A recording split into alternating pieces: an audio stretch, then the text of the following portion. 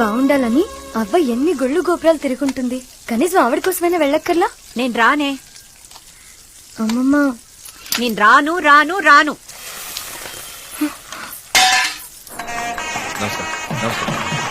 ఇదిగో safari family వచ్చారు. ఎన్నాళ్ళకి వచ్చేవరా పుచ్చుకోండా అల్లుడు గారు రామ్మా. నమస్కారం. రండి రండి. వచ్చిందా? బాగుందండి పిన్ని. ఫోన్ వచ్చి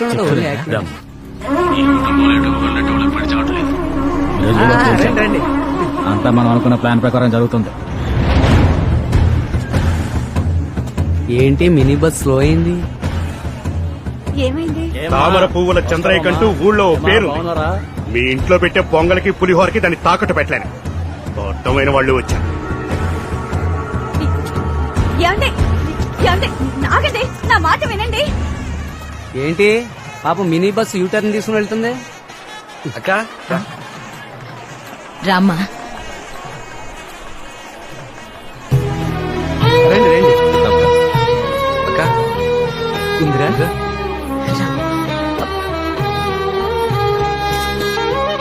వెల్కమ్ బాబాయ్. బావా రండి. పిన్ని రామ్మా. బాబాయ్. ఏమే? నమస్కారం నమస్కారం. రండి. ఈయన ఒక్కడే మావయ్య, మనం పిలవకపోయినా వస్తాడు. నమస్కారం నమస్కారం నమస్కారం నమస్కారం బాబు. నాకు తెలిసినంత వరకు ఈ ఫంక్షన్ లో ఏదో గొడవ చేసి నేను షూట్ చేసి చంపాలని ప్లాన్ చేసినట్టుగా తెలిసింది. తెలుసు. ఎంతమంది? అది నాకు కూడా తెలీదా. చిన్నబాబు గారితో కాస్త జాగ్రత్త. నమస్తే. ఇంటికి పెట్టెళ్ళిందని తెలిసింది, అందుకోసమే చెప్తాను. ఉంటాను బాబు. సరే లోపలికి రండి. ఏం మావయ్య, వీడొక మనిషి అన్నా నువ్వు వాడితో మాట్లాడుతున్నావు? ఆడే పెట్టగలడా మనుషుల్ని? మనము పెట్టగలం. అక్కడ ఆయన మన పార్టీ. చూసుకుంటారా?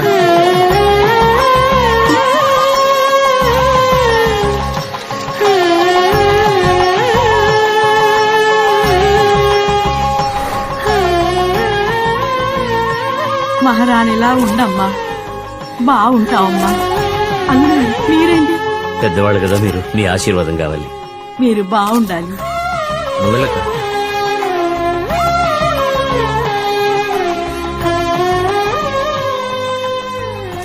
నువ్విప్పుడు సిలువ మోస్తున్నావురా. అందరూ సిలువ మోయలేరు. నీ మంచి మనసుకు నువ్వు లక్షణంగా ఉంటావు. దీర్ఘ సుమంగళిగా ఉండమ్మా.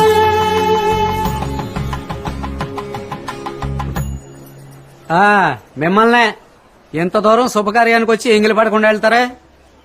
ఏదో పరా ఇంటి ఫంక్షన్ కి వచ్చినట్టు మొహాలు తిప్పుకుంటూ వెళ్తారేంటి? తిట్టదలుచుకుంటే తిట్టండి వాడిని, అది వదిలేసి మనసులో పెట్టుకుని ఏడవకండి. నిప్పుని ఆర్పే తీరాలి. ఏదో ఇంట్లో పిల్లని చేసుకున్నాను కదా అని పెద్ద మనసుతో వచ్చాను. నోరు జారి వీధికి ఎక్కద్దా? నీదంతా ఉత్తుత్తి గౌరవం లేని బందా బాబాయ్. మనసులో నువ్వు ఒక్కడవే గొప్పోడు అన్న ఫీలింగ్. అవునరా, ఇంత జరిగాక కోపం కాకపోతే ప్రేమ ఉంటుందా? కోపం ఉంటే తిట్టేసి వెళ్ళండి, లోపల ఉండకూడదు. ఎవరు నేను కోపడ్డానా? ఒకే ఒక ప్రశ్న మాత్రం అడిగి వెళ్ళిపోమంటారా? నా బిడ్డ కంటే అమ్మాయి ఎందులో కోపడ్డా? రెచ్చగొడతారు అనవసరంగానే. ఏమండి, మీకేమైనా బుద్ధుందా? అన్నిటికీ కారణం వాడే. వాడితో మాట్లాడతారేంటి? ఏమి తెలియని అమాయకుడు నించున్నాడు చూడు. ఇక్కడ కూడా ఎక్కడన్నా వాళ్ళ మామగారిని దాచిపెట్టుంటాడు. మీరు నోరు మూసుకొని రండి. అక్క అక్క అని ఎంత నటించాడు. రామా వదలవే.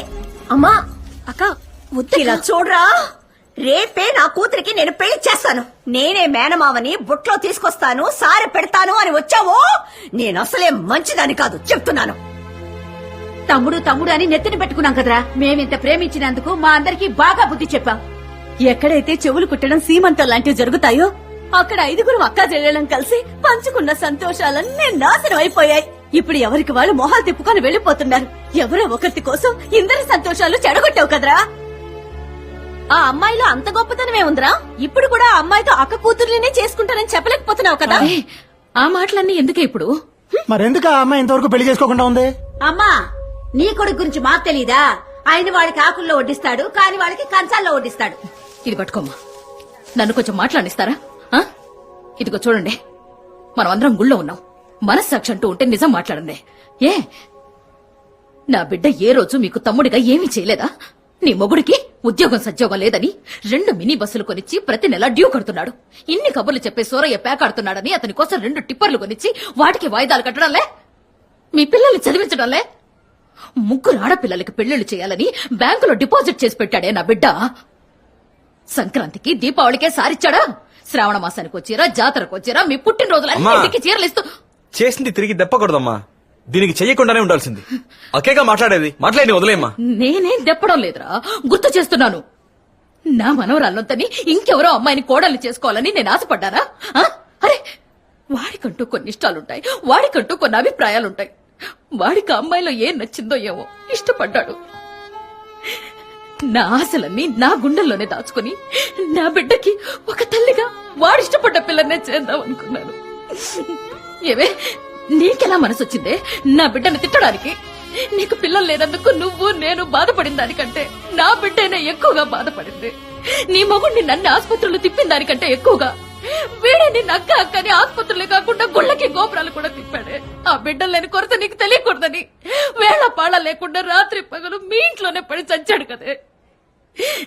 అంతకు మించి నా బిడ్డ మీ తర్వాత అక్కకి బావకు కూడా బిడ్డగా ఉండి కొరివి పెట్టి రుణం తీర్చుకుంటాను అని మీరంటే ప్రాణం పెట్టేవాడి పెళ్ళాను జరగొట్టాలనుకుంటున్నది. క్షమించడే, ఆ దేవుడు కూడా మిమ్మల్ని క్షమించడు. హలో, ఏమైంది? ఏమైంది? వాడి మనసు ఎవరు అర్థం చేసుకోలేదు. ఎవరు అర్థం చేస్తున్నారు? నీ కాళ్ళు కడిగి ఆ నీళ్లు నెత్తిని చల్లకుండా కూడా మాకు బుద్ధి రాదయ్యా. నేను నీకు అమ్మనన్నావా? నా భర్తని నాన్నన్నావా? మా మీద నీ మనసులో ఎంత ప్రేమ ఉందా? నీ మనసుని మీరు చేశాను రాక్షసిని. అలా మాట్లాడక చిన్నబాబు, నన్ను క్షమించరా. ఎందుకు బావా? ఇదేనా కామి కోపం? ఇది చూపించలేక మీరంతా మొహం తిప్పుకుంటున్నారా? నన్ను తిట్టండి అక్క, మీ అందరికీ హక్కు ఉంది. నన్ను కొట్టాలంటే కొట్టండి. నా అక్కలు ఏం చేసినా నాకు ఇష్టమే. కానీ దయచేసి మాట్లాడకుండా మాత్రం ఉండకండి. నేను తట్టుకోలేను. ఊరుకోరా. మీ అందరి అదో రకం ప్రేమే, నాది ఒక రకం ప్రేమే. ఇప్పుడు నేను చేసిన ద్రోహం ఏంటంటారు? అక్క కూతురని చేసుకోలేదు, అదేగా. అందరు అక్కలు అంటారు నిన్ను అలా పెంచాను ఇలా పెంచాను అని. నా అక్కలు నన్ను ఎలా పెంచారో నేను నా అక్క కూతుర్లని అలాగే పెంచాను. పొత్తిళ్లలో ఉన్నప్పుడు నా ఊళ్ళో పడేశారు, ఉయ్యాలూపమన్నారు. వాళ్ళని నాకు కాబోయే పెళ్ళాలా పెంచారా? ఒకవేళ వాళ్ళని నాకు దూరంగా పెంచుంటే లవ్ వచ్చేదో ఏమో. ఉయ్యాల ఊపాను, భుజాలు వేసుకున్నాను, నాకు చెల్లెలుగానే అనిపించారు. కౌగులించుకుని దాని మొహం చూస్తే అక్కయ్య మా అమ్మ మొహాలేక కనిపిస్తాయి. వాళ్ళతో ఎలాగా నేను కాపురం చేస్తాను? మీరు ఆశపడుతున్నారని చేసుకుంటే మా ఇద్దరి జీవితాలే నాశనం అయ్యేది. అక్క మనసు కష్టపడకూడదు, మేనమామ అనే బంధం తెగిపోకూడదని 40 ఏళ్ల మేనమామకి స్కూల్కి వెళ్ళే పిల్లనిచ్చి చేసి అదొక బిడ్డని కని కష్టపడడం ఈ రోజుకి చూస్తూనే ఉన్నాం కదా. ఇంద్రని చేసుకుంటే రాధమ్మ మనసు కష్టపడుతుంది, రాధమ్మను చేసుకుంటే ఇంద్ర కష్టపడుతుంది. సరే, ఎవరి మనసు కష్టపడకూడదని బయట అమ్మాయిని చేసుకుందాం అనుకున్నాను. ఓ అమ్మాయిని చూశాను, ఇద్దరు మనసులు కలిసిపోయాయి. సరే, ఇది దేవుడి నిర్ణయం అని అందరికి చెప్పాను. దానికి అందరూ విడిపోతారా? ఇప్పుడు చెప్పండి, ఇంద్రుని చేసుకోమంటారా? చేసుకుంటాను. లేదా రాధమ్మని చేసుకోనా? ఆ ఇద్దరిని చేసుకోమన్నా చేసుకుంటాను. మన ఇంట్లో రెండో పెళ్ళేం కొత్త కాదుగా. మీరందరూ ఏం చెప్తారు దానికి నేను కట్టుబడతాను. మన బంధాలు తెగిపోకూడదు, ఎవరి మనసు కష్టపడకూడదు. అక్క కూతుళ్ళని చేసుకున్న వాళ్ళలో ఎంతమంది సుఖంగా ఉన్నారు? నువ్వు అదేం పట్టించుకోకు బాబు. నాకు మావయ్య వద్దు. నాకు నువ్వు మాట్లాడడం, నవ్వడం, నాతో క్లోజ్ గా ఉండడం విడివిడిగా ఇష్టం లేదు. నాకు మా మావయ్య అంటే ఇష్టం. చివరిదాకా నువ్వు నాకు మేనమామగానే ఉండు. మరీ మంచిది. ఇందిరా తండ్రి లేని పిల్ల. అందరం కలిసి ఆ అమ్మాయిని ఇచ్చి పెళ్లి చేద్దాం. నన్ను చేసుకోవడం ఇష్టమేనా మామయ్య? చేసుకుంటానమ్మా. నువ్వు సంతోషంగా ఉంటావా మామయ్య? ట్రై చేస్తానమ్మా, నీకు ఏ లోటు రానివ్వను. చిట్టి మామయ్య, నీకు ఏడవడం కూడా తెలుసా? నువ్వు ఏడవడం నేను చూడలేదు. అన్నింటికి నవ్వుతూనే ఉంటావు కదా మామయ్య. మమ్మల్ని అందరినీ నువ్వు నవ్వించడమే చూసా. అందరం కలిసి ఏడిపించాం కదా మామయ్య.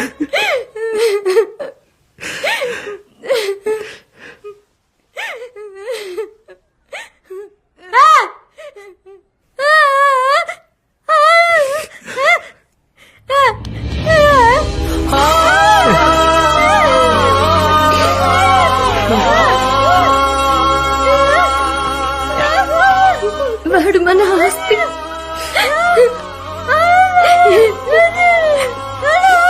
వాడు ఆశపడ్డ అమ్మాయితోనే వాడి పెళ్లి చేస్తాను. దీనికి ఎవరైనా అడ్డొచ్చారంటే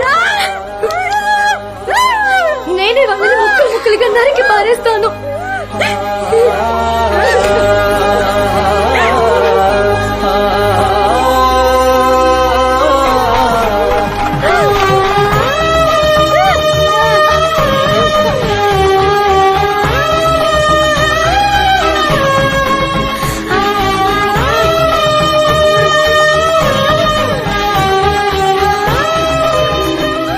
మామయ్య ఇప్పుడే నిన్ను తాళి కట్టమంటుంది.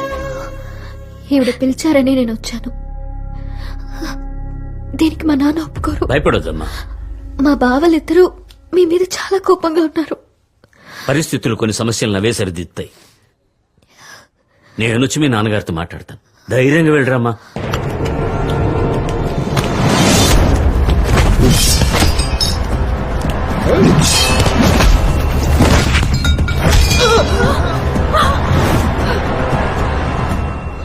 నిన్ను నా కుటుంబంలో ఒకటిగా అనుకున్నాను రా. ఆ సురేంద్ర నా కుటుంబాన్ని అంతం చేస్తా అన్నాడయ్యా. నాకు వేరే దారి తెలియలేదు. వచ్చిన వాళ్ళందరూ ఎక్కడి వాళ్ళు అక్కడే కూర్చోండి. మీ పక్కన ఎవరైనా కొత్త వాళ్ళు ఉన్నారేమో చూడండి. పట్టుకోండి వాడిని. సౌండ్ వస్తుంది. అయిపోయిందా? దొంగసాటుగా వచ్చి కొట్టారా? చెక్కులేదు. మగాడు అయితే వచ్చి మా అబ్బాయి ముందు నిలబడరా.